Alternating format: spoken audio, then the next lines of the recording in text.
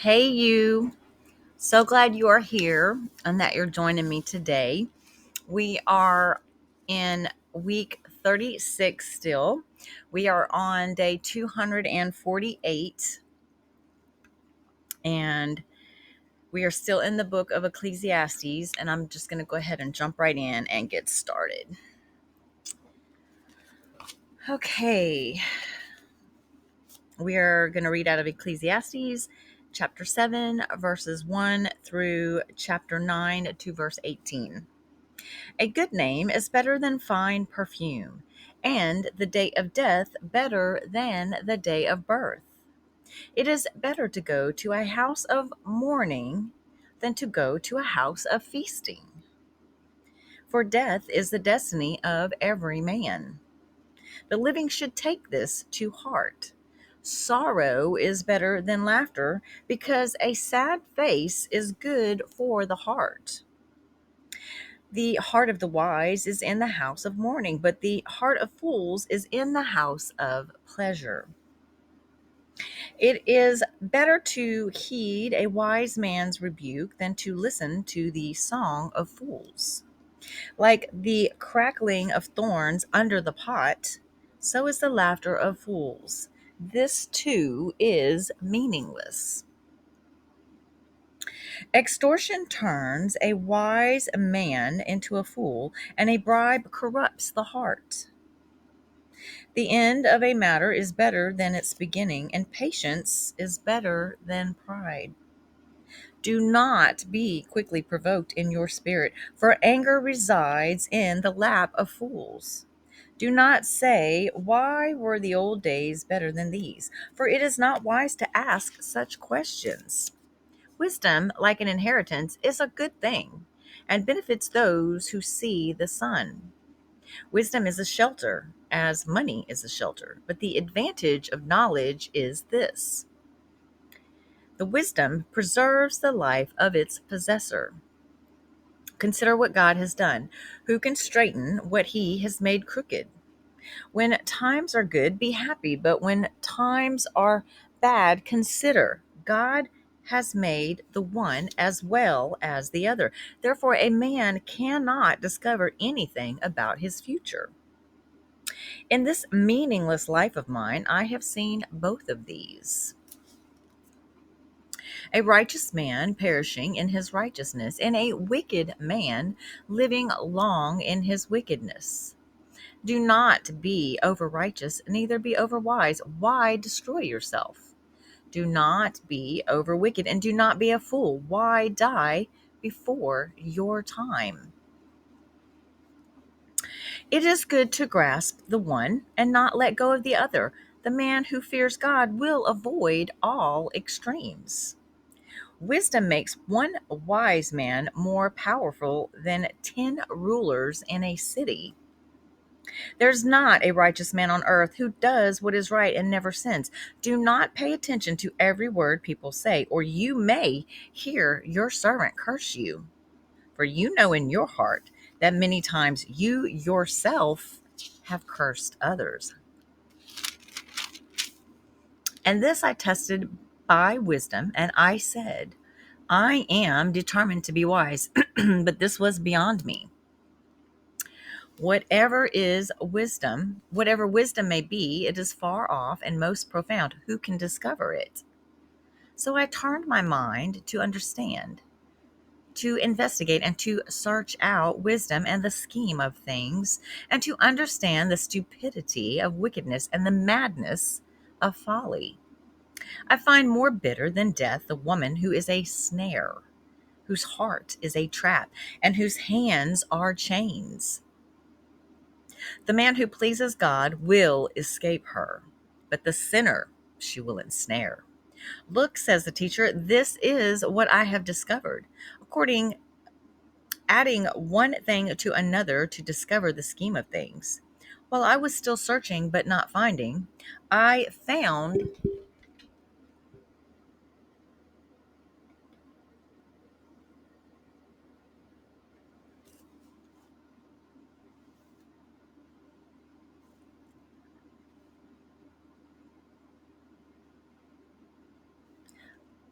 This only have I found: God made mankind upright, but men have gone in search of many schemes. Who is like the wise man who knows the explanation of things? Wisdom brightens a man's face and changes its hard appearance. Obey the king's command, I say, because you took an oath before God. Do not be in a hurry to leave the king's presence. Do not stand up for a bad cause, for he will do whatever he pleases. Since a king's word is supreme, who can say to him, "What are you doing?" Whoever obeys his command will come to no harm, and the wise heart will know the proper time and procedure. For there is a proper time and procedure for every matter, though a man's misery weighs heavily upon him. Since no man knows the future, who can tell him what is to come? No man has power over the wind to contain it, so no one has power over the day of his death. And no one is discharged in time of war, so wickedness will not release those who practice it. All this I saw as I applied my mind to everything done under the sun. There is a time when a man lords it over others to his own hurt. Then, too, I saw the wicked buried. Those who used to come and go from the holy place and receive praise in the city where they did this. This, too, is meaningless. When the sentence for a crime is not quickly carried out, the hearts of the people are filled with schemes to do wrong. Although a wicked man commits 100 crimes and still lives a long time, I know that it will go better with God-fearing men who are reverent before God. Yet because the wicked do not fear God, it will not go well with them, and their days will not lengthen like a shadow. There is something else meaningless that occurs on earth: righteous men who get what the wicked deserve, and wicked men who get what the righteous deserve. This too, I say, is meaningless. So I commend the enjoyment of life, because nothing is better for a man under the sun than to eat and drink and be glad. Then joy will accompany him in his work all the days of his life God has given him under the sun. When I applied my mind to know wisdom and to observe man's labor on earth, his eyes not seeing sleep day or night, then I saw all that God has done. No one can comprehend what goes on under the sun. Despite all his efforts to search it out, man cannot discover its meaning. Even if a wise man claims he knows it, he cannot really comprehend it. So I reflected on all this and concluded that the righteous and the wise and what they do are in God's hands, but no man knows whether love or hate awaits him. All share a common destiny: the righteous and the wicked, the good and the bad, the clean and the unclean, those who offer sacrifices and those who do not. As it is with the good man, so with the sinner. As it is with those who take oaths, so with those who are afraid to take them. This is the evil in everything that happens under the sun. The same destiny overtakes all. The hearts of men, moreover, are full of evil, and there is madness in their hearts while they live, and afterward they join the dead. Anyone who is among the living has hope. Even a live dog is better off than a dead lion. For the living know that they will die, but the dead know nothing. They have no further reward, and even the memory of them is forgotten. Their love, their hate, and their jealousy have long since vanished. Never again will they have a part in anything that happens under the sun. Go eat your food with gladness and drink your wine with a joyful heart, for it is now that God favors what you do. Always be clothed in white, and always anoint your head with oil. Enjoy life with your wife, whom you love, all the days of this meaningless life that God has given you under the sun. All your meaningless days. For this is your lot in life, in your toilsome labor under the sun. Whatever your hand finds to do, do it with all your might. For in the grave where you are going, there is neither working nor planning, nor knowledge, nor wisdom. I have seen something else under the sun. The race is not to the swift, or the battle to the strong, nor does food come to the wise, or wealth to the brilliant, or favor to the learned. But time and chance happen to them all. Moreover, no man knows when his hour will come. As fish are caught in a cruel net, or birds are taken in a snare, so men are trapped by evil times. They fall unexpectedly upon them. I also saw under the sun this example of wisdom that greatly impressed me. There was once a small city with only a few people in it, and a powerful king came against it, surrounded it, and built huge siege works against it. Now, there lived in that city a man poor but wise, and he saved the city by his wisdom.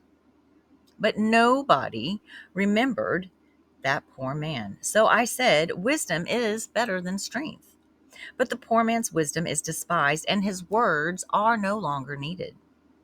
The quiet words of the wise are more to be heeded than the shouts of a ruler of fools.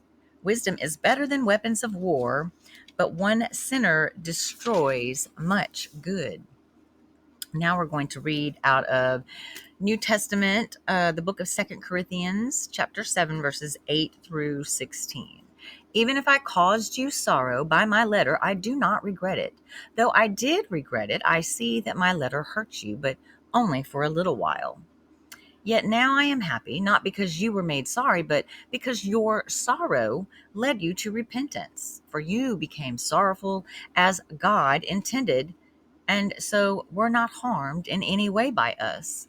Godly sorrow brings repentance that leads to salvation and leaves no regret, but worldly sorrow brings death. See what this godly sorrow has produced in you, what earnestness, what eagerness to clear yourselves, with what indignation, what alarm, what longing, what concern, what readiness to see justice done. At every point, you have proved yourselves to be innocent in this matter. So even though I wrote to you, it was not on account of the one who did the wrong or of the injured party, but rather that before God you could see for yourselves how devoted to us you are. By all this we are encouraged. In addition to our own encouragement, we were especially delighted to see how happy Titus was, because his spirit has been refreshed by all of you. I had boasted to him about you, and you have not embarrassed me. But just as everything we said to you was true, so our boasting about you to Titus has proved to be true as well. And his affection for you is all the greater when he remembers that you were all obedient, receiving him with fear and trembling. I am glad I can have complete confidence in you. Now we will read out of the book of Psalm, chapter 48, verses 1 through 14. Great is the Lord and most worthy of praise. In the city of our God, his holy mountain, it is beautiful in its loftiness, the joy of the whole earth. Like the utmost heights of Saphon is Mount Zion, the city of the great King. God is in her citadels. He has shown himself to be her fortress. When the kings joined forces, when they advanced together, they saw her and were astounded. They fled in terror. Trembling seized them there, pain like that of a woman in labor. You destroyed them like ships of Tarshish, shattered by an east wind. As we have heard, so we have seen in the city of the Lord Almighty, in the city of our God. God makes her secure forever. Within your temple, O God, we meditate on your unfailing love. Like your name, O God, your praise reaches to the ends of the earth. Your right hand is filled with righteousness. Mount Zion rejoices. The villages of Judah are glad because of your judgments. Walk about Zion, go around her, count her towers, consider well her ramparts, view her citadels, that you may tell of them to the next generation. For this God is our God forever and ever. He will be our guide even to the end. And last but not least, we have the book of Proverbs, chapter 22, verses 17 through 19. Pay attention and listen to the sayings of the wise. Apply your heart to what I teach, for it is pleasing when you keep them in your heart and have all of them ready on your lips, so that your trust may be in the Lord. I teach you today, even you. Okay, I love you. You guys have a great rest of your day. Bye now.